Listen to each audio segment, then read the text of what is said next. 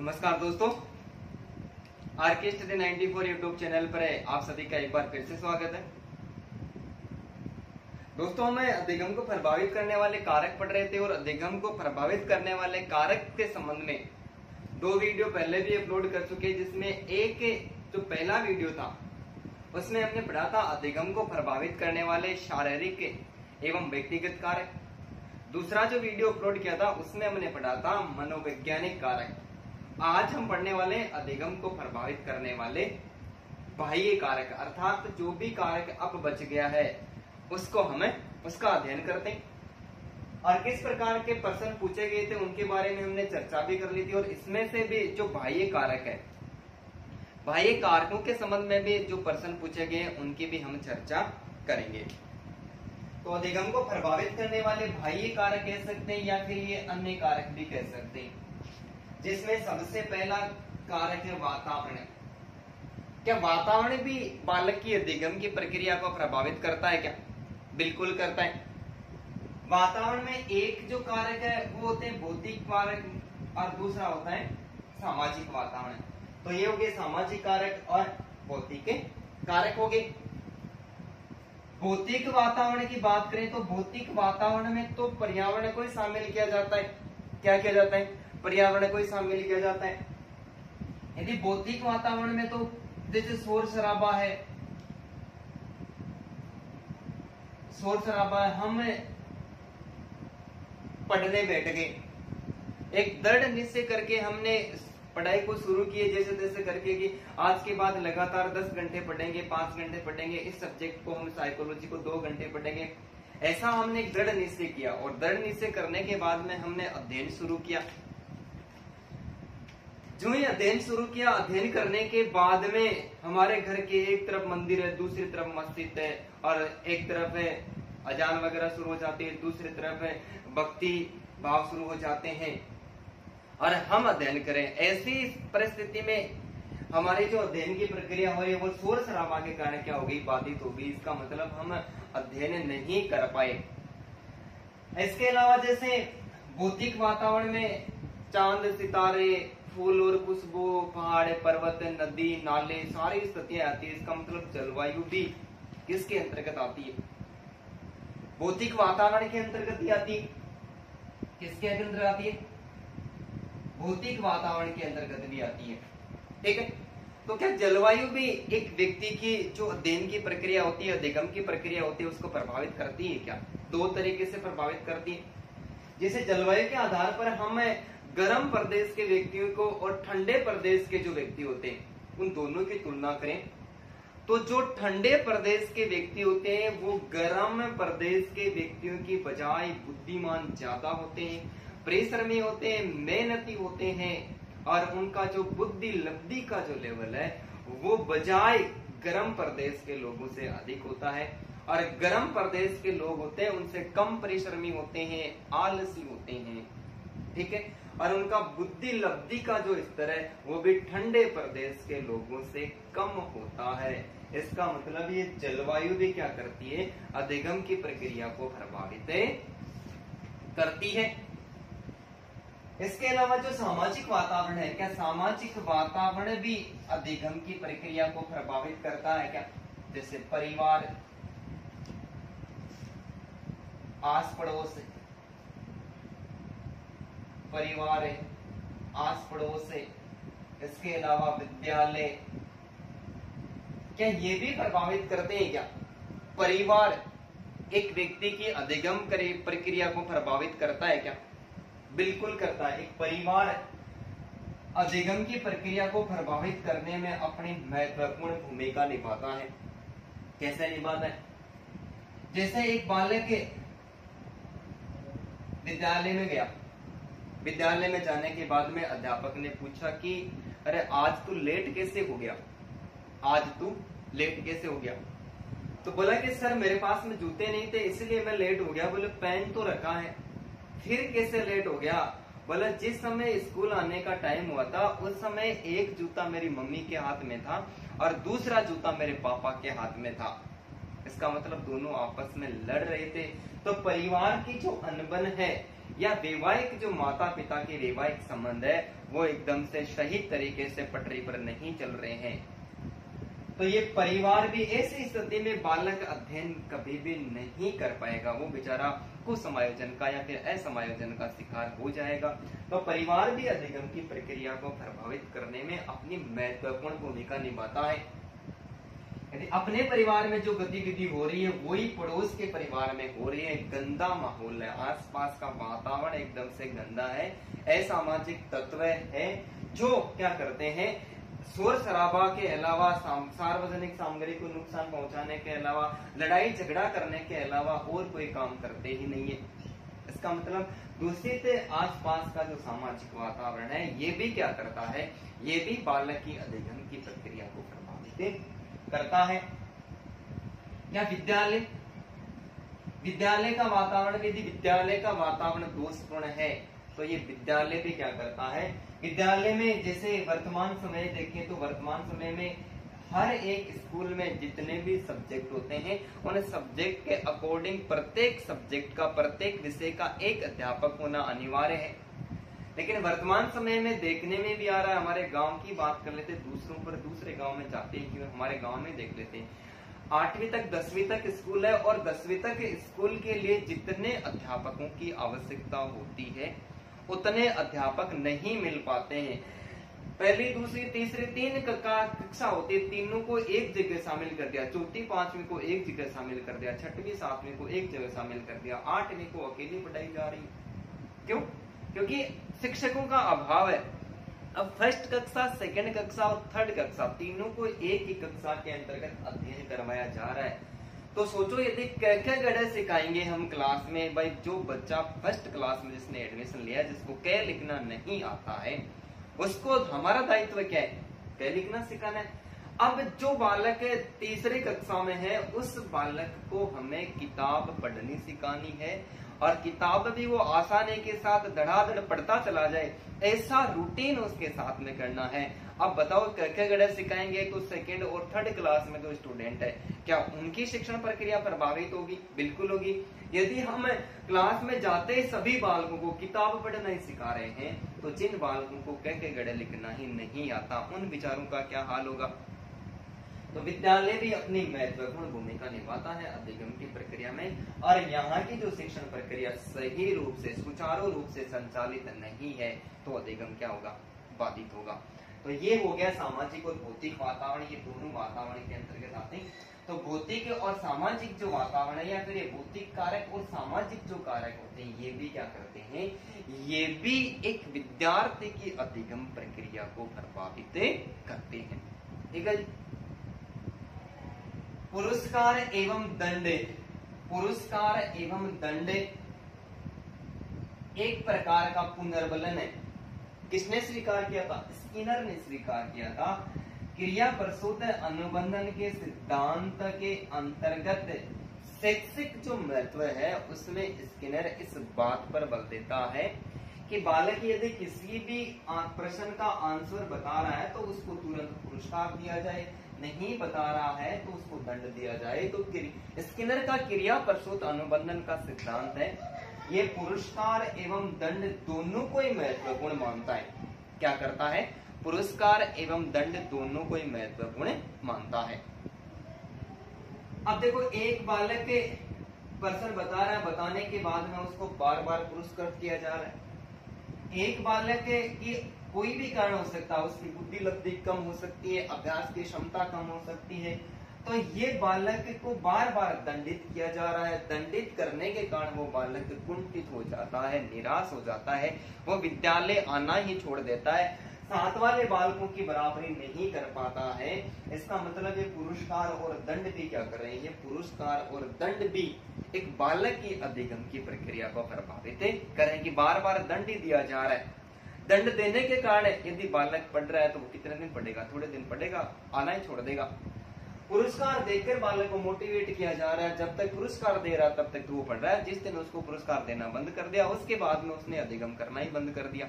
इसका मतलब पुरस्कार और दंड भी क्या करते हैं, बालक की अधिगम प्रक्रिया को प्रभावित करते हैं। प्रतिस्पर्धा, होड़, प्रतिस्पर्धा, होड़।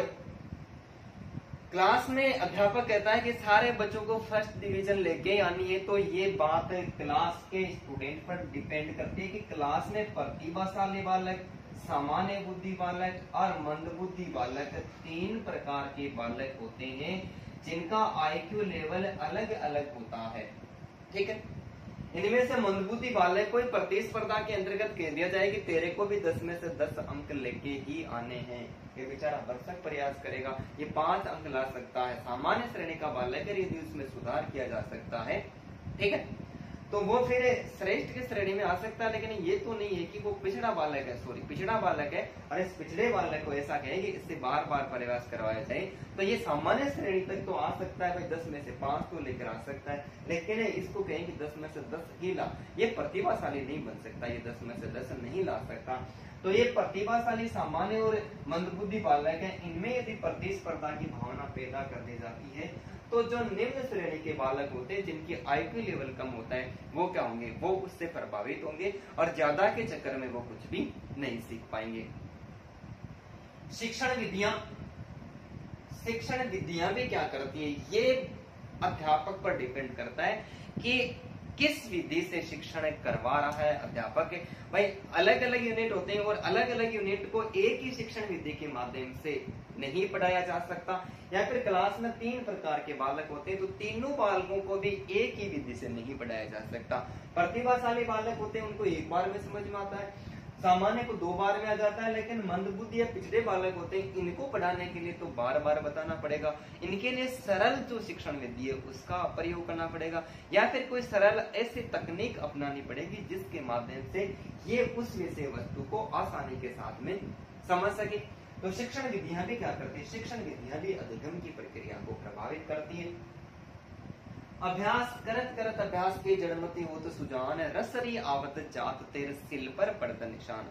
अभ्यास करते करते करते, अभ्यास करते नहीं, जब हम किसी भी विषय वस्तु को पढ़ते हैं पहली बार में हमारे मस्तिष्क में एक संकेत ही बनता है। क्या बनता है, संकेत ही बनता है।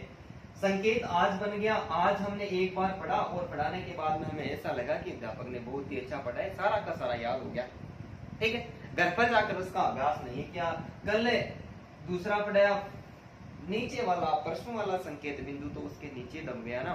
अब सोचो 5 दिन पढ़ाया, 5 दिन में तो ऊपर वाला ही दिख रहा है, नीचे वाले 4 तो दिख ही नहीं रहे संकेत बिंदु। लेकिन 5वां दिन पढ़ाने के बाद में हम इतने प्रतिभाशाली तो थे नहीं कि जो भी पढ़ाया गया और एक ही बार हमें हमारे मस्तिष्क में उसकी फोटोकॉपी हो गई और रात को नींद में भी हमें जगाकर पूछे हम वैसा का वैसा ही उत्तर दे, ऐसा तो संभव किसी के साथ में भी नहीं है। कोई भी व्यक्ति अपने आप में सर्वगुण संपन्न तो नहीं हो सकता। यदि सर्वगुण संपन्न होता तो आज उसकी पूजा होती, अवतारी पुरुष माना जाता, परमात्मा के समान उसको दर्जा दिया जाता। दुनिया में ऐसा कोई भी व्यक्ति नहीं है। याद करते हैं, भूल जाते हैं, यही सबकी आदतें होती है। अभ्यास नहीं किया तो अब नीचे वाला जो सबसे पहले दिन पढ़ा था उसको तो हम क्या करेंगे, उसको तो भूल के। इसका मतलब हमने उसका क्या नहीं किया, अभ्यास नहीं किया। करत करत अभ्यास के जड़मती भूत सुजान, अभ्यास करते करते मूर्ख लोग थे वो भी विद्वान हो गए, और जो विद्वान थे और उन्होंने अभ्यास नहीं किया तो वो किस श्रेणी में आ गए, वो मूर्ख लोगों की श्रेणी में आ गए। इसका मतलब अभ्यास की प्रक्रिया भी क्या करती है, अधिगम को प्रभावित करती है। अभ्यास नहीं करते तो विषय वस्तु का ज्ञान स्थायी नहीं होता है, और अधिगम के परिवर्तन होते हैं वो स्थायी परिवर्तन होते हैं। जब तक स्थायी परिवर्तन नहीं होता अधिगम की प्रक्रिया आगे नहीं बढ़ती है। अध्यापक की भूमिका, अध्यापक से संबंध में प्रश्न पूछा भी गया था और उसको हमने पहला जो अधिगम के प्रभावित करने वाले कारकों का जो पहला वीडियो था उसमें उस प्रश्न के बारे में हमने जिक्र भी किया था। तो अध्यापक की भूमिका, क्या अध्यापक भी अधिगम की प्रक्रिया को प्रभावित करता है? क्या जब भी बालकों को सिखाया जाता है, पढ़ाया जाता है, सबसे अच्छा रोल किसका होता है? अध्यापक का ही होता है। विषय वस्तु का पूर्ण ज्ञान, कोई भी अध्यापक पढ़ाने के लिए आ गया और विषय वस्तु का पूरा ज्ञान नहीं है, बालकों को आधा अधूरा ज्ञान देगा तो आधा अधूरा ज्ञान हमेशा क्या करता है, परेशान करता है। इसलिए अध्यापक को विषय वस्तु का पूरा ज्ञान होना चाहिए। पूरा ज्ञान नहीं है तो अधिगम की प्रक्रिया क्या होगी, बाधित होगी। अध्यापक का व्यक्तित्व एवं व्यवहार, विद्यार्थियों के साथ में अध्यापक का व्यवहार मित्रता का होना चाहिए। कैसा होना चाहिए? मित्रता का व्यवहार होना चाहिए। यदि अध्यापक बालकों के साथ में मित्रता का व्यवहार नहीं करता है, कठोर व्यवहार करता है और अध्यापक का व्यक्तित्व एकदम से गिरा हुआ है, कक्ष में आता है और आकर कहता है जा मेरे लिए बीड़ी लेके आ, मेरे लिए सिगरेट लेके आ, क्लास में बैठा बैठा शिक्षक बीड़ी पी रहा है, सिगरेट पी रहा है, उसका बच्चों पर क्या प्रभाव पड़ेगा? यदि अध्यापक का व्यक्तित्व और व्यवहार यदि सही नहीं है तो अधिगम की प्रक्रिया तब भी आगे नहीं बढ़ेगी। अध्यापक का मानसिक स्वास्थ्य, अध्यापक का मानसिक स्वास्थ्य कमजोर है। कभी तन्हा तन्हा, कभी जाके सोए, कभी जाग रहा रहता है, कभी सो रहा रहता है। 10 घंटे 8 घंटे विद्यालय के होते हैं, उसमें 5 घंटे नींद में ही रहता है या फिर सोच में चिंतन में डूबा हुआ रहता है। व्यक्ति को कभी चिंतन नहीं करना चाहिए, ठीक है, चिंता नहीं करनी चाहिए, चिंतन करना चाहिए। चिंतन किसी भी समस्या का समाधान जल्दी कर देता है। तो अध्यापक का मानसिक स्वास्थ्य भी क्या करता है? प्रभावित करता है। अध्यापक का समायोजन स्तर, एडजस्टमेंट, कहीं पर भी ट्रेन में जाते हैं और हमें ऐसा लगता है कि ट्रेन यात्रियों से खचाखच भरी हुई है, मेरे को 200 किलोमीटर की दूरी पार करनी है, 3 घंटे का समय लगेगा और इतनी कैपेसिटी नहीं है कि 3 घंटे तक लगातार खड़े ही रहे। उस समय किसी से रिक्वेस्ट की जाती है, एक सीट पर 5 सवारियां बैठ सकती है, वहां पर रिक्वेस्ट करते हैं कि यार थोड़ा सा समायोजन कर लो, मेरे को दूर जाना है। यदि हम थोड़े से टिक गए, मेरी गारंटी है आधे घंटे बाद में हम पूरे टिक जाएंगे वहां पर, वो चाहे किसी भी आधार पर हो, तो वो समायोजन होता है। ये समायोजन हमें ट्रेन में नहीं करना है। कक्ष के अंतर्गत अध्यापक का जो समायोजन वह विद्यार्थियों के साथ में किस हिसाब से स्थापित करता है, नहीं कर पाता है, तो कुसमायोजित हो जाते हैं विद्यार्थी। और कुसमायोजन की स्थिति उत्पन्न होने के कारण अधिगम की जो प्रक्रिया है वो भी आगे नहीं बढ़ती। अध्यापक का कक्ष अनुशासन और विद्यार्थियों के साथ में अंतः क्रिया, कैसी क्रियाएं विद्यार्थियों के साथ में करता है। यदि प्रश्न का आंसर विद्यार्थी गलत बता देता है तो क्या नालायक, मूर्ख, इडियट ऐसा बोलता है या फिर उसको प्रयास करने के लिए कहता है? किस प्रकार की अंतः क्रिया एक अध्यापक विद्यार्थियों के साथ में करता है? कक्षा का अनुशासन कैसा है? अध्यापक से कोई विद्यार्थी डरता ही नहीं है। अब सोचो कि कोई भी विद्यार्थी अध्यापक से नहीं डरता है तो अनुशासन कैसे स्थापित करेगा? सरकार ने एक अध्यापक के हाथ बांध रखे हैं। अध्यापक के RTE 2009 की धारा 17 के अंतर्गत ये खतरा दर्शाया गया है कि कोई भी अध्यापक विद्यार्थी को अपशब्द नहीं कह सकता, मारपीट नहीं कर सकता, डरा भी नहीं सकता। अब नहीं डराएंगे तो सोचो क्या प्रभावित नहीं डराएंगे तो बच्चा उनसे डरेगा ही नहीं। 4 स्टूडेंट आगे मुंह करके बैठे, 3 उस दिशा में करके बैठे, 2 पीछे से बात कर रहे होते हैं। जैसे बड़ी क्लास में होती है उसमें ऐसी समस्या होती है। इस नियम के आधार पर 12वीं 11वीं 12वीं की जो कक्षा होती है वहां पर ऐसा होता है कि विद्यार्थी पीछे 50, एक कक्षा में 80 विद्यार्थी बैठे और पीछे वाले को पता ही नहीं है अध्यापक क्या कर रहा है क्या नहीं कर रहा है। ये किस पर डिपेंड करता है? ये अध्यापक पर ही डिपेंड करता है। यदि अध्यापक का कक्षा पर अच्छा अनुशासन है तो सारे विद्यार्थियों को एक समान अधिगम करवाया जा सकता है, नहीं है तो अधिगम की प्रक्रिया बाधित होगी। अध्यापक की संचार क्षमता 2 या 2 से अधिक व्यक्तियों के बीच में विचारों का आदान प्रदान करना संप्रेषण कहलाता है। क्या कहलाता है? संप्रेषण कहलाता है। तो संचार क्षमता, विचारों का आदान प्रदान करने, किस आधार पर आदान प्रदान करता है? अपने भावनाओं का, अपने विचारों का, अपने अनुभवों का। यदि अध्यापक के कक्ष में जाता है और उसको पढ़ाना तो क्या बोलना ही नहीं आता है, कैसे बातचीत करें ये तरीका भी नहीं आता है, तो संचार की जो क्षमता होती है ये अध्यापक में नहीं होती है, तो भी अधिगम की प्रक्रिया आगे नहीं बढ़ सकती है। ठीक है, इसमें एक परिभाषा दी है गोल्डबेक और कैंपबेल ने। आप एक बार इनका स्क्रीनशॉट ले लो, बात करते हैं आगे।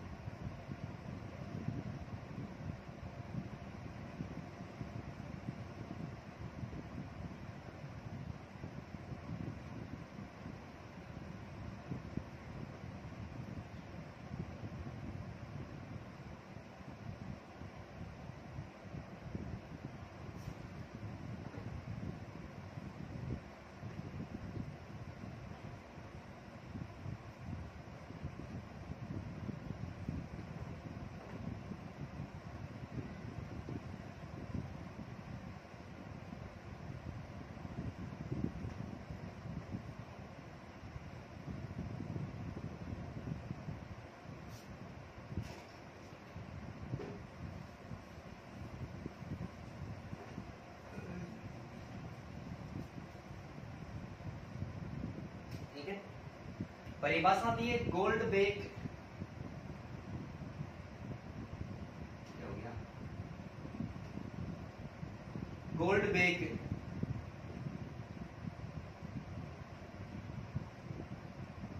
ढीला हो गया, चलिए 1 मिनट।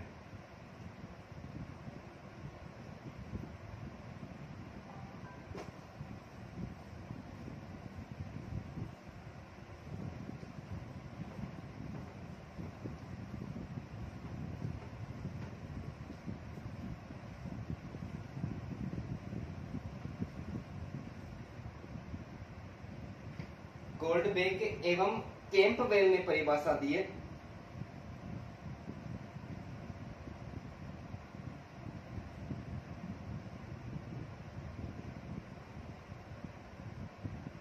गोल्डबेक एवं कैंपबेल 1889।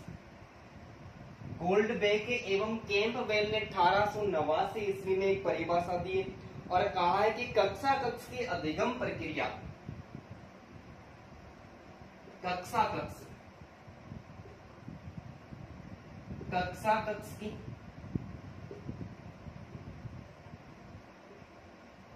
अधिगम प्रक्रिया, कक्षा कक्ष की अधिगम प्रक्रिया इस बात पर निर्भर करती है,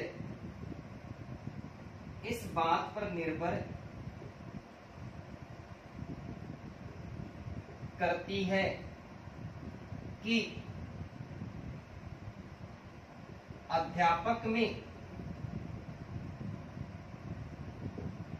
संचार क्षमता, अध्यापक में संचार क्षमता है या नहीं, है या नहीं है। गोल्डबेक एवं कैंपबेल, किसने, गोल्डबेक एवं कैंपबेल ने परिभाषा दी और परिभाषा देकर इस बात को सिद्ध किया कि कक्षा कक्ष की जो अधिगम प्रक्रिया होती है वो इस बात पर निर्भर करती है कि अध्यापक में संचार की क्षमता है या नहीं है।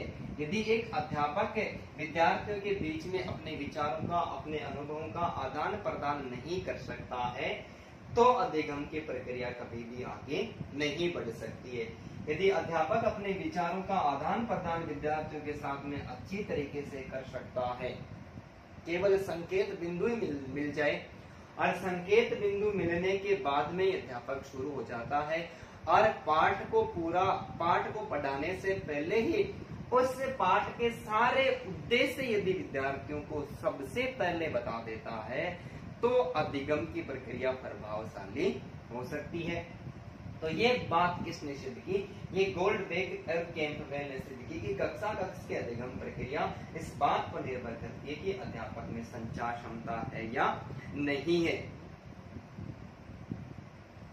इसके अलावा कैंपबेल ने एक और विचार प्रस्तुत किया कि कक्षा कक्ष में शिक्षकों की संचार क्षमता अध्यापक की संचार की क्षमता है यदि पर्याप्त होती है इस अध्यापक में, इसमें अध्यापक में विद्यार्थियों के साथ में जो संचार क्षमता होती है वो एकदम पर्याप्त होती है तो विषय वस्तु के प्रति अधिगम की जो गति होती है, विषय वस्तु के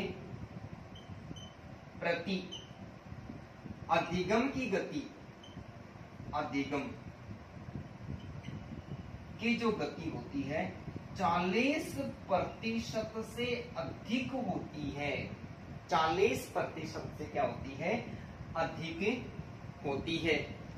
कैंपबेल इस बात को स्वीकार करता, बहुत ही मोस्ट इंपोर्टेंट पर्सन बन रहे, क्यों, ये अध्यापक की भूमिका के अंतर्गत एक परिभाषा निकल गया है और ये अपने जो 11th की बुक है अपनी RBSC की यानी BSCR की माध्यमिक शिक्षा बोर्ड की उस पुस्तक के अनुसार एक नवीनतम परिभाषा और ये दूसरी बात को स्वीकार किया है जो अधिगम की प्रक्रिया में ये दोनों चीजें एकदम नवीनतम है। इसका मतलब एग्जाम की दृष्टि से दोनों ही पर्सन बहुत ज्यादा इंपॉर्टेंट है। तो कक्षा कक्षीय अधिगम की प्रक्रिया इस बात पर निर्भर करती है कि अध्यापक में संचार क्षमता है या नहीं है। ये किसने स्वीकार किया? ये गोल्डबेक और कैंपबेल ने स्वीकार किया। अब कैंपबेल स्वीकार करता है कि अध्यापक में संचार की क्षमता यदि पर्याप्त है तो विद्यार्थी विषय वस्तु के प्रति अधिगम की गति कितनी होती है? 40% ज्ञान संप्रेषण के माध्यम से ही प्राप्त कर लेते हैं सारे के सारे विद्यार्थी। ये कौन स्वीकार कर रहा है? ये कैंपबेल स्वीकार कर रहा है। ऐसा है तो 40% विषय वस्तु का ज्ञान है वो विद्यार्थी एक ही बार में प्राप्त कर लेता है। यदि उसका 2-3 बार भी अभ्यास किया, एक बार अभ्यास किया 60% हो गया, 2 बार अभ्यास किया 80% हो गया, 4 बार विषय वस्तु को पढ़ लेते, पूरा का पूरा ज्ञान प्राप्त हो जाता है। ये मेरी 100% गारंटी है। तो विषय वस्तु का संचार की क्षमता यदि अध्यापक में सर्वाधिक है तो विषय वस्तु का 40% जो ज्ञान है वो विद्यार्थी एक ही बार में प्राप्त कर लेते हैं। ठीक है। सोपानिक प्रक्रिया, अधिगम सोपानिक प्रक्रिया। ठीक है कि एक व्यक्ति जब लक्ष्य को प्राप्त करने के लिए, अपने उद्देश्य को प्राप्त करने के लिए वो अपने सीखने की प्रक्रिया को आगे बढ़ाता है तो उस बालक को अर्थात उस व्यक्ति को कितने सोपानों को पार करना पड़ता है और पार करने के बाद में उस लक्ष्य की प्राप्ति करता है।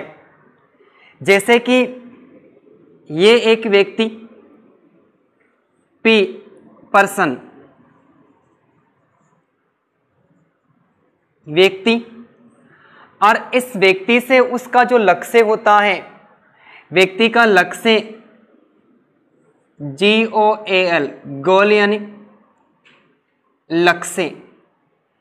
ये व्यक्ति से जो व्यक्ति का लक्ष्य होता है वो काफी दूरी पर होता है कि व्यक्ति और इस व्यक्ति के साथ में इसका लक्ष्य, इसके बीच में काफी दूरी है और व्यक्ति इस लक्ष्य को प्राप्त करने के लिए क्या करने के लिए, अपने इस लक्ष्य अर्थात इस उद्देश्य को प्राप्त करने के लिए वो सोपानों से गुजरता है और सोपानों के माध्यम से वो इस लक्ष्य को प्राप्त करता है।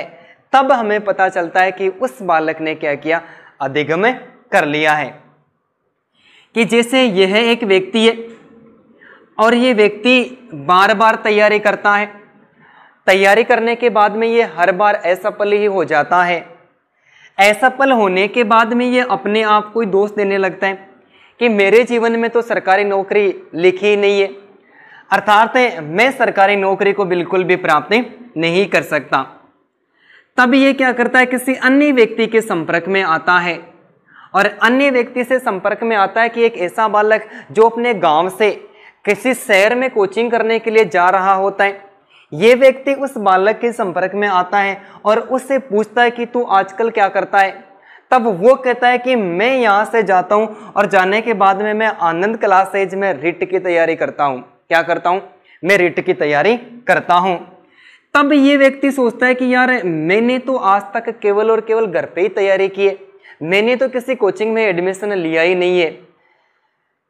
तब उन दोनों व्यक्तियों की आपस में बातें होती है और बातें होती है, तब कहता है कि मैंने तैयारी की नहीं। तो दूसरा व्यक्ति कहता है कि साथ वाला जो बालक है वो कोचिंग करने के लिए जाता है, वो कहता है कि आप आनंद क्लासेज में चलो, वहां पर आपको अच्छी तैयारी करवाई जाती है। और हो सकता है कि एक ऐसी भी स्थिति आती है कि एक आपके सामने ताला होता है और आपको 50 चाबियों का एक गुच्छा दे दिया जाता है। आप 50 चाबियों से आपको बिल्कुल भी पता नहीं है कि कौन सी चाबी से ये ताला खुलने वाला है, लेकिन आप कर्मानुसार उसको लगाए जाओगे तो अंतिम चाबी भी क्या कर सकती है, उस ताले को आसानी के साथ में खोल सकती है। तब वो उस व्यक्ति से प्रभावित होता है। यानी एक व्यक्ति दूसरे व्यक्ति से सबसे पहले क्या होता है, मोटिवेट यानी अभिप्रेरित होता है।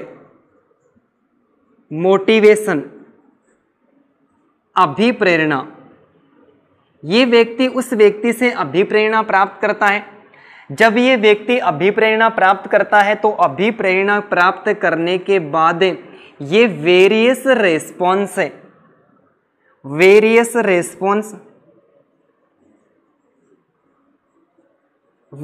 रेस्पॉन्स यानी ये अब विभिन्न प्रकार की अनुक्रिया करता है। ये क्या करता है, ये विभिन्न प्रकार की अनुक्रिया करता है। ये विभिन्न प्रकार की अनुक्रिया करके सोचने लग जाता है कि मैं अब की बार भी घर पे तैयारी करूं, या फिर मैं सीकर जाके तैयारी करूं, या फिर मैं जयपुर जाके तैयारी करूं। यदि मैं सीकर भी जाऊंगा तो सीकर में भी एक से अधिक कोचिंग है। इस प्रकार ये बालक क्या करता है, विभिन्न प्रकार की अनुक्रिया करने लगता है। अर्थात हम कह सकते हैं कि जब अधिगम प्रक्रिया में व्यक्ति अपने लक्ष्य को प्राप्त करने के लिए गुजरता है तो अधिगम प्रक्रिया में व्यक्ति सबसे पहले केवल और केवल अभिप्रेरित ही होता है। अर्थात हम कह सकते हैं कि जो अधिगम की शुरुआत होती है वो अधिगम की शुरुआत है हमेशा अभिप्रेरणा से ही होती है। ये अभिप्रेरणा क्या करती है, व्यक्ति को आगे बढ़ने के लिए गति प्रदान करती है। मोटिवेट होने के बाद में वो बालक अनेक प्रकार की विभिन्न अनुक्रिया करता है और विभिन्न प्रकार की अनुक्रिया करने के बाद में वो अपने लक्ष्य की ओर आगे बढ़ता है। जब बालक अपने लक्ष्य की ओर आगे बढ़ता है तब उसके सामने एक बाधाओं का फाड़ सा आ जाता है। क्या आ जाता है, बैरियर। बैरियर यानी बाधाएं। उस बालक के सामने बाधाओं का फाड़ सा आ जाता है कि बार बार तैयारी की और बार बार तैयारी करने के बावजूद हर बार उसे क्या मिली है, असफलता ही मिली है। जब असफलता उस बालक को मिली है तो ऐसा लगा है कि उस बालक के व्यवहार में किसी न किसी प्रकार का कोई परिवर्तन हुआ ही नहीं है, अर्थात उस बालक ने अभी तक अधिगम नहीं किया है। जब विभिन्न प्रकार की अनुक्रिया करने के बाद में उस बालक के सामने विभिन्न प्रकार की क्या आती है, बाधाएं आती है, लेकिन अब वो बालक क्या करता है, उन बाधाओं से बिल्कुल भी नहीं घबराता है। इतनी बड़ी बाधा को वो एक साथ तो पार नहीं कर पाता है। तब क्या करता है कि वह बालक धीरे धीरे उन बाधाओं को पार करने की कोशिश करता है। जैसे कोई विद्यार्थी रिट की तैयारी करता है, क्या करता है, रिट की तैयारी करता है और रिट उसका लक्ष्य या फिर उद्देश्य मान लिया जाता है। अब वो रिट की तैयारी करने लग जाता है और जो रिट का सिलेबस है, ये रिट का सिलेबस उस बालक के सामने किस प्रकार है, इस एक बाधा के समान है, अर्थात एक पहाड़ के समान है। क्योंकि अनेक प्रकार के विषय होते हैं और सारे विषयों का ज्ञान प्राप्त करना इतना आसान नहीं होता है कि कोई भी बालक होता है उसकी एक विषय वस्तु पर तो कमांड हो सकती है, लेकिन विषय की वैसी कमांड सारे विषय वस्तु पर नहीं हो सकती। तो अन्य विषय उसके सामने क्या होते हैं, बाधाएं उत्पन्न करते हैं। तब वो क्या करता है, उन विषय वस्तु में से किसी एक एक विषय का अध्ययन करता है, एक एक यूनिट का अध्ययन करता है और अध्ययन करके उस बड़ी बाधा को वो क्या कर लेता है, पार कर लेता है। कि जब बालक वेरियस रेस्पॉन्स यानी विभिन्न प्रकार की अनुक्रियाएं करता है अपने लक्ष्य को प्राप्त करने के लिए, तब उसके सामने क्या आती है, अनेक प्रकार की बाधाएं आती है। अर्थात हम ऐसा कह सकते हैं कि एक व्यक्ति को जीवन में अनेक पर्वत पार करने पड़ते हैं। इसका मतलब ये तो नहीं हो सकता कि वो व्यक्ति अनेक पर्वतों पर चढ़ता है और चढ़ने के बाद में उतरता है, यानी कि उस व्यक्ति के जीवन काल में अनेक प्रकार की बाधाएं आती है और व्यक्ति उन बाधाओं को पार करता है और बाधाओं को पार करता हुआ अपने लक्ष्य की ओर पहुंचता है। जब अनेक प्रकार की बाधाएं आती हैं, अनेक प्रकार की बाधाओं को बालक धीरे धीरे क्या करता है, पार कर लेता है और बड़ी बाधाओं को पार करने के बाद में अब वो किसी न किसी प्रकार की गलती करने की कोशिश नहीं करेगा। बड़ी बाधाओं को पार करने के बाद में CR यानी करेक्ट रेस्पॉन्स है, अब वो सही अनुक्रिया करेगा, यानी वो गलती नहीं करेगा। करेक्ट रेस्पॉन्स, सही अनुक्रिया। अब बालक क्या करेगा, सही अनुक्रिया करेगा और वो अनुक्रिया क्या करेगी, उस बालक को सफलता की ओर लेकर जाएगी। जिस कार्य से हमें सफलता मिलती है वह कार्य हमें पुनर्बलन प्रदान करता है। क्या करता है, पुनर्बलन प्रदान करता है, अर्थात रेनफोर्समेंट यानी पुनर्बलन। कि बालक बड़ी बाधाओं को पार करने के बाद में एकदम से सही अनुक्रिया करता है, अर्थात अब वो सफलता की ओर अग्रसर होता है। जिस कार्य से हमें सफलता मिलती है वह हमें क्या करती है, पुनर्बलन प्रदान करती है। अर्थात पुनर्बलन हमें केवल और केवल सकारात्मक रूप में ही मिलता है। यदि पुनर्बलन नकारात्मक रूप में मिलेगा तो व्यक्ति अपने लक्ष्य को प्राप्त नहीं कर पाएगा। व्यक्ति सकारात्मक पुनर्बलन प्राप्त करता है और सकारात्मक पुनर्बलन प्राप्त करने के बाद में अब वो अपने ज्ञान का क्या बना लेता है, संगठन बना लेता है, यानी ऑर्गेनाइजेशन।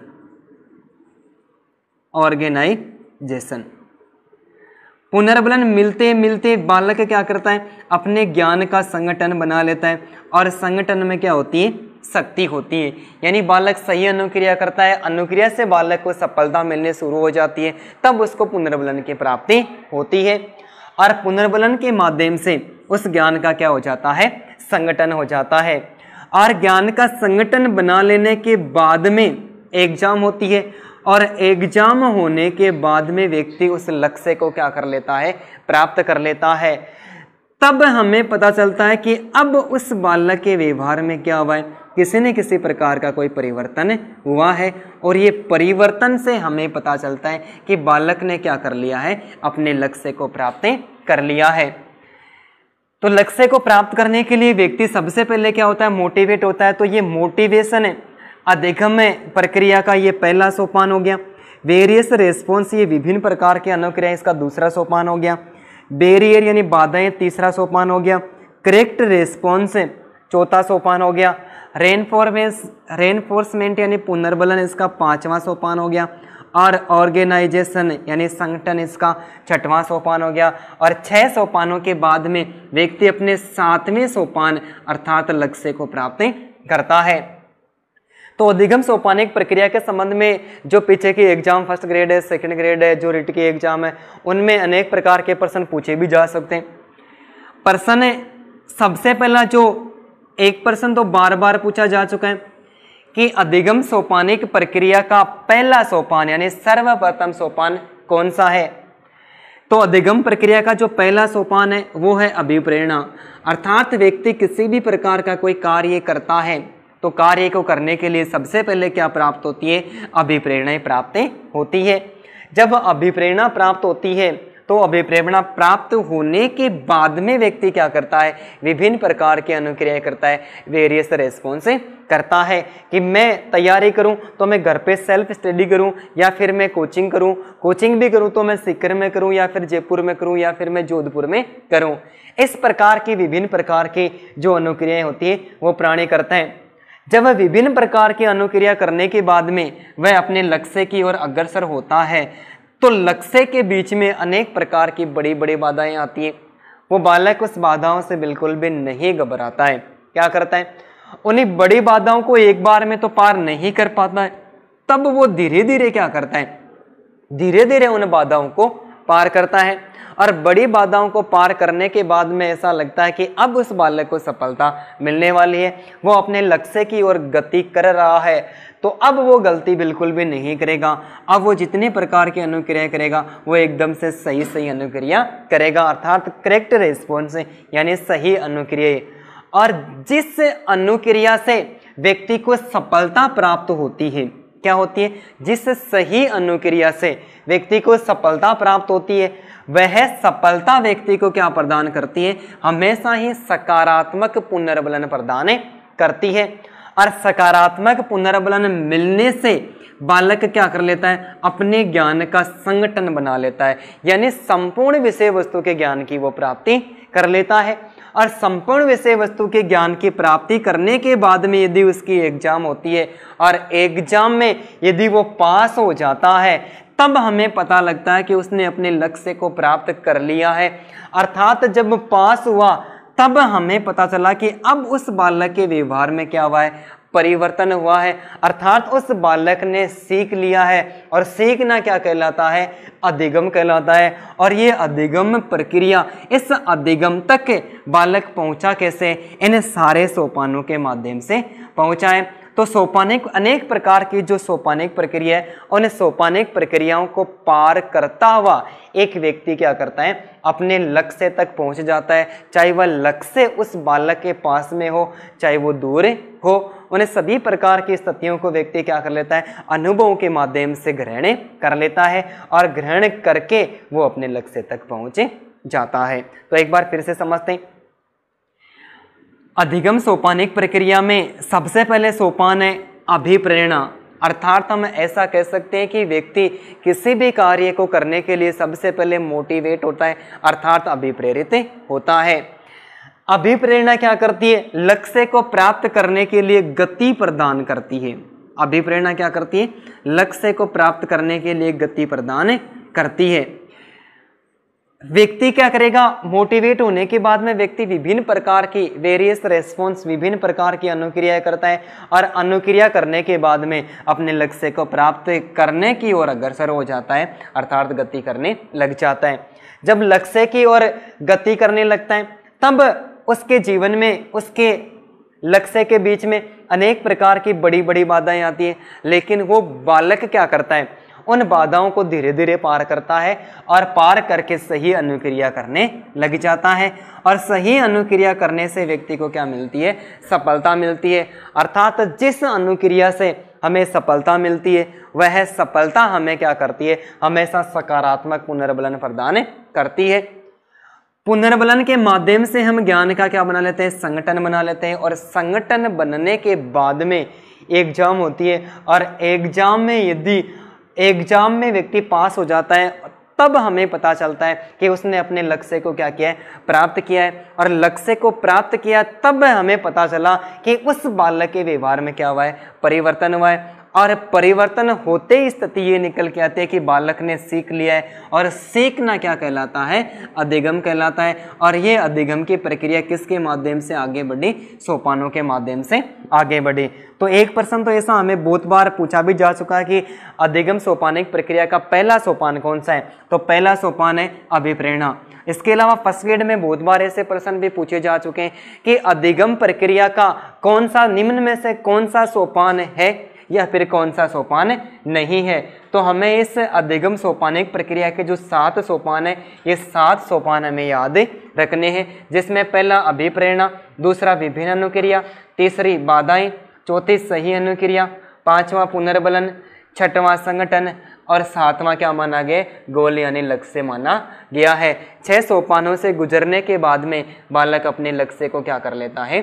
प्राप्त कर लेता है। धन्यवाद दोस्तों।